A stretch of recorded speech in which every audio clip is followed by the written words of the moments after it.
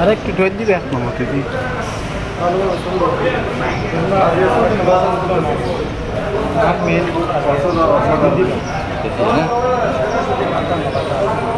বিগত বেশ কিছুদিন ধরে কক্সবাজারে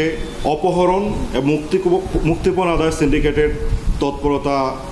দৃশ্যমান হচ্ছে এবং এর প্রেক্ষিতে স্থানীয় বাসিন্দারা আইনশৃঙ্খলা বাহিনীর জোরদার পদক্ষেপের জন্য ক্রমাগত দাবি জানিয়ে আসছেন। এরই মধ্যে গত 21 এপ্রিল 2024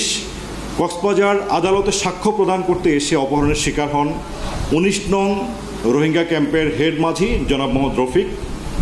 এবং তাকে অপহরণ করে অজ্ঞাত স্থানে নিয়ে যেয়ে তার ব্যবহৃত মোবাইল থেকে কল দিয়ে 15 লক্ষ টাকা তার পরিবারের কাছ থেকে মুক্তিপণ দাবি করা হয় এবং অন্যথায় তাকে হত্যার হুমকি দেওয়া হয়। তো এ প্রেক্ষিতে আমাদের র্যাব 15 সম্মানিত অধিনায়ক lieutenant colonel HM Sajjad Hossain স্যারের নির্দেশে আমরা তৎপরতা বৃদ্ধি করি এবং এরই ধারাবাহিকতায় গত আজ 24 এপ্রিল 2024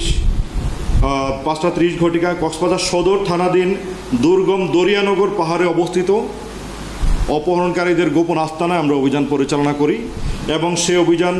সে অভিযানে আমরা অপহৃত হেড মাঝি জনাব মোহাম্মদ রফিককে উদ্ধার করতে সক্ষম হই এবং অপহরণকারী চক্রের প্রধান যার নাম হচ্ছে শাহ আলম তাকে আমরা গ্রেপ্তার করতে সক্ষম হই আর তিনি ছিলেন সে অপহরণকারী চক্রের মূল হোতা। তো যে ব্যক্তিটি এই হুমকি প্রদান করেছিলেন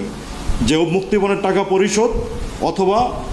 লাশ নিয়ে যাওয়ার যে হুমকি দিয়েছিলেন সে ব্যক্তিটিকে আমরা গ্রেপ্তার করতে সক্ষম হয়েছি এবং তিনি সহ